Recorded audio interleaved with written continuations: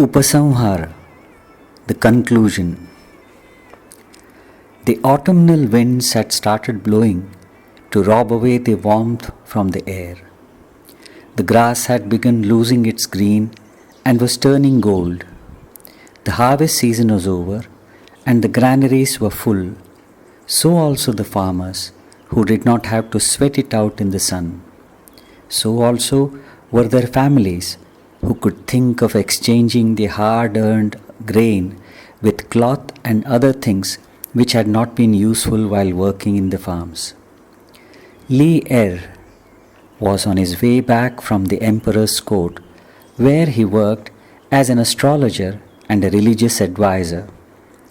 He was more than happy, as the emperor was especially benevolent to him with favors. And why not? Asked Li in his own mind. He had not only been useful to the country, but had proved his worth and more than justified his presence in the emperor's court. As he walked steadily, the sun became harsher and it reached its zenith.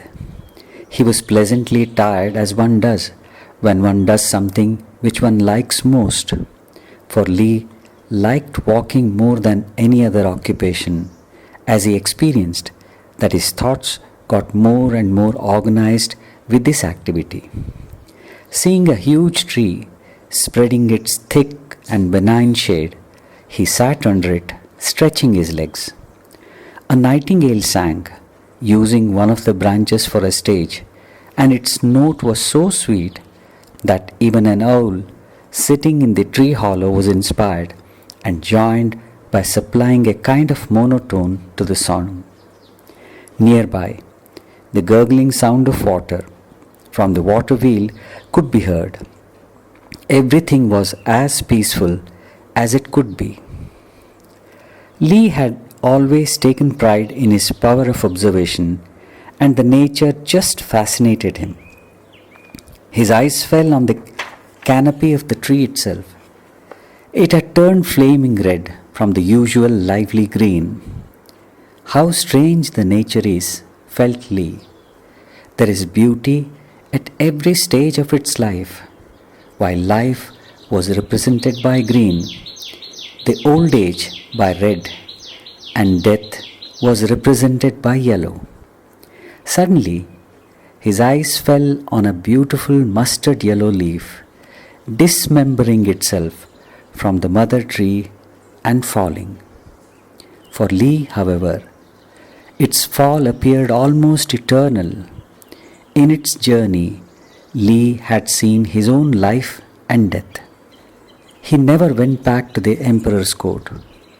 He was never the same again. His whole being got transformed. He had seen through what is normally known as life. He became the first Taoistic master, came to be known to the world as Lao Tzu, which means the old master. A leaf falling is not even noticed by most of us. Even if we see, it has hardly any effect on us. But persons like Li are very, very rare. They have already woken up from their metaphysical sleep. A slight breeze is necessary. A bird song perhaps. At the most, a word from someone. A king was in his court, conducting the business for the day. A rishi entered the court. As was the custom at that time, he left his throne and started climbing down the pedestal. The rishi just said, "Stop." And it is said, the king got enlightened. The suggestion went so deep as to help him identify with that which transcends all movement. There is a story on King Janaka. He made a public announcement throughout his kingdom that he would give half of his kingdom to such a person who would help him to achieve enlightenment between the time when he would put his foot in the left stirrup and the right after climbing the horse. Most of the men in the kingdom opined that Janaka had lost his head. How could anyone help him to achieve jnana in such a short time? No one came for a long time. Once again, the announcement was repeated. Yajnavalkya came into his court on the next day. He asked Janaka to get the horse into the court and asked the king to come near the horse. Then Yajnavalkya asked the king to give the kingdom before sitting on the horse, as after enlightenment there would be no sense of possession left in Janaka. When half the kingdom was given away, the rishi asked Janaka to put his left foot in the stirrup and to give his mind away while climbing the horse. It is said Janaka got enlightened. Such persons are in microscopic minority who do not need special effort to wake up. Anything can become a reason for them to do so. Obviously, these persons do not need any special help from either the masters or the scriptures, while the majority is so fast asleep that even an awakened one like the Buddha cannot awaken them. And even if he comes in front of them, their nature does not allow them to recognize him.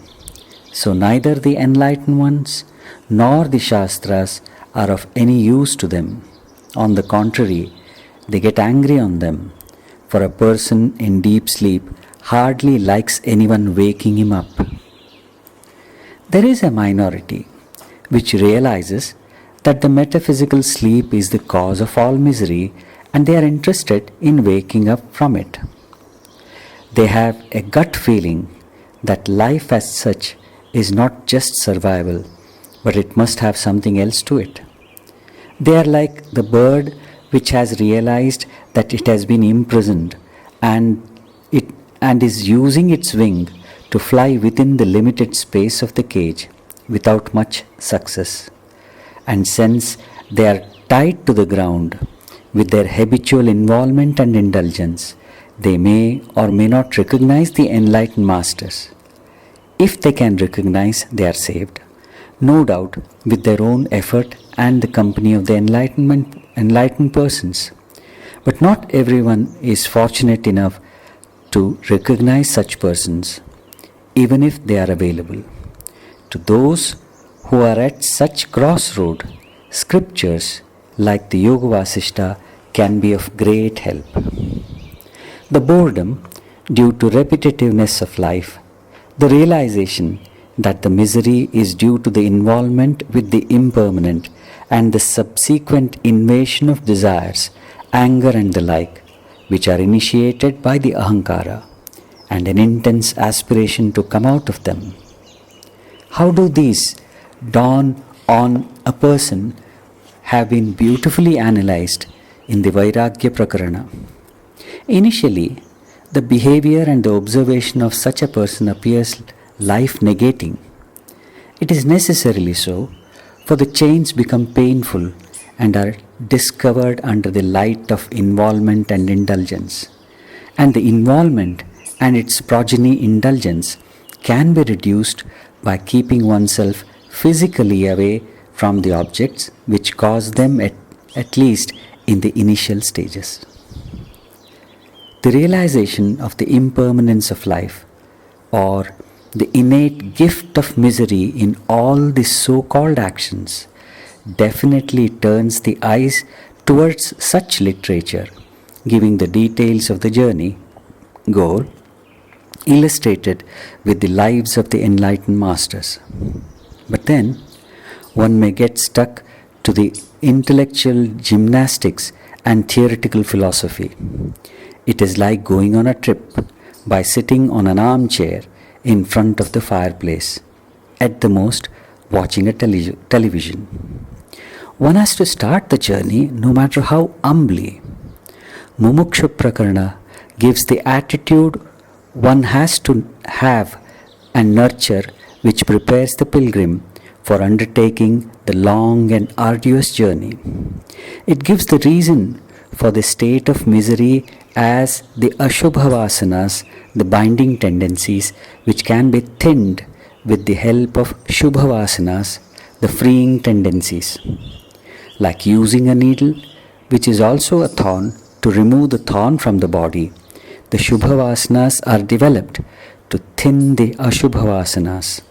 One should have faith in oneself and should be ready to put utmost effort in this divine adventure. One should have the sweet patience to persevere in spite of all odds. Even the over-eagerness to reach the goal can become a great hurdle. The sense of satisfaction at what one has, not as a consolation, but due to the conviction that all the hankering of the mind is directed outside, which is an important companion. Every one of us has the capacity to distinguish the right from the wrong and to analyze life situations. This capacity is to be made use of in trying to solve the fundamental questions like, who am I? What is the purpose of life? Why do I behave in a particular way? What happens to me when I become miserable, etc. When the mind ripens, we start recognizing such persons who can guide us, and one starts seeking their company to derive immense benefit.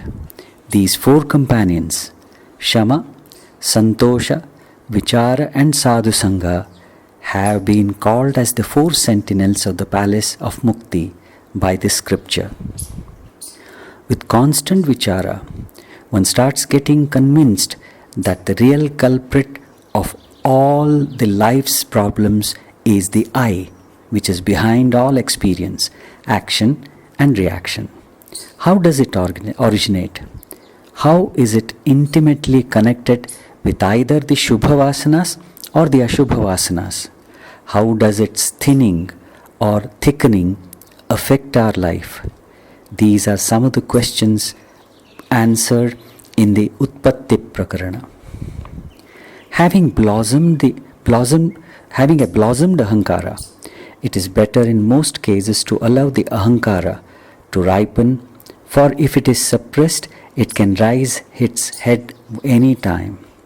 Moreover, such suppression can and many times does result in spiritual stagnation that can last for many lives. The ahankara gets nourished by the food of attention, leading one to the vicious circle of involvement, indulgence, and fear and the like, leading one towards increased attention. Dilution of ahankara takes place by the art of being in here now, by dropping all attention, enhancing qualities. This has been aptly described in Sthiti Prakarana with the help of stories therein. For bringing about quiescence, one should understand the mechanism of ahankara, the constructive activity of the ever-expansive consciousness is ahankara. The word means I-do-ness. When the pure consciousness gets identified with feeling, thought and action, or for that matter anything, the ahankara is born. And with this ghost of ahankara, the samsara with all its multiplicity and also complications gets created. The Upashama Prakarana or Upashanti Prakarana illustrates this fact and suggests the methods of tracing the root of this ghost through stories.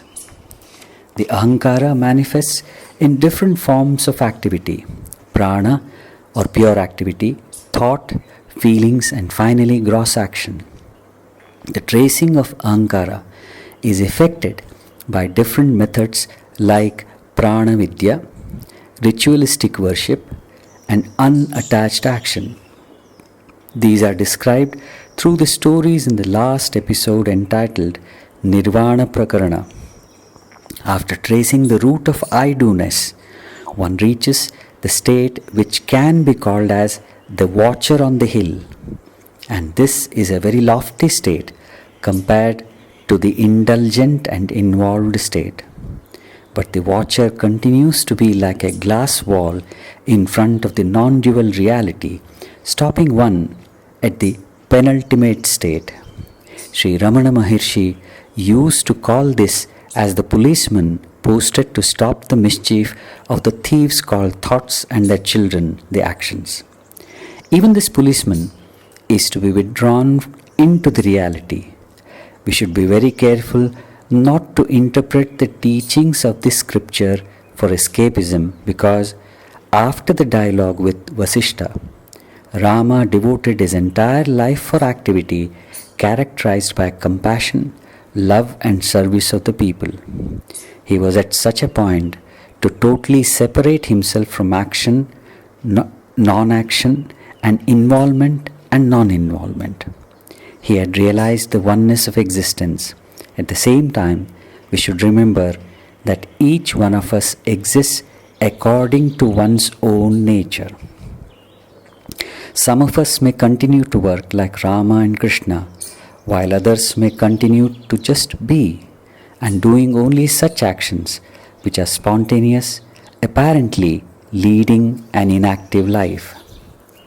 As the climax to this poetic masterpiece called Yoga Vasishtha, the author gives two wonderful facts. The first one is summarized aptly through a Zen poem. Sitting silently, doing nothing, spring comes and the grass grows by itself. But the one and only problem with most of us is we cannot keep silent. Theoretically and intellectually, we do understand what is meant by sitting silently, but we ask, what should one do to sit quietly? As if to cater to the need of such persons, and which constitutes the majority, the scripture gives another equally beautiful suggestion. Sitting on the bank of the fast-moving river, just witness whatever flows in the turbulent water. Keep sitting and seeing, but do not react, and soon you will learn that you are silent as you are. The fast-moving river is our mental activity. The scripture does not tell us to avoid or run away from that activity.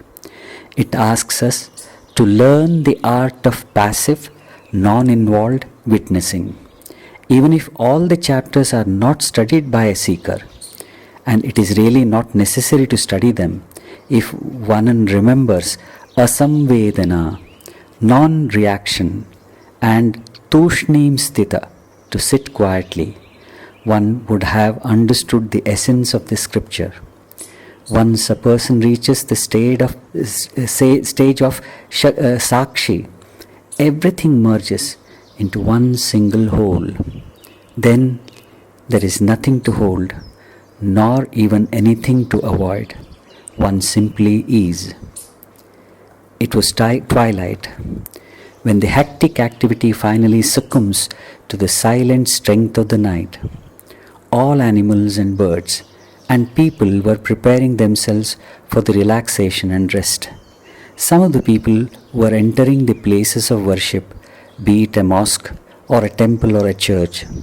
A man entered a village at the time and beheld a young boy of 10 carrying a lighted candle to the church for keeping it at the altar. His hand was protecting the flame from going off, and the soothing golden light lit up the face, which was the personification of innocence itself.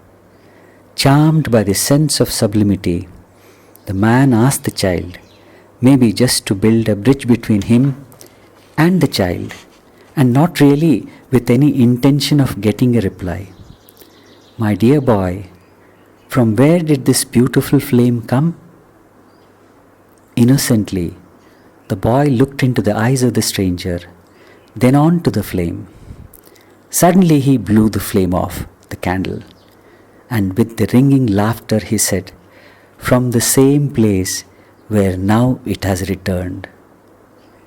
This, in short, is Nirvana, Advaita, Shunya, or whatever be the name we designate to the nameless.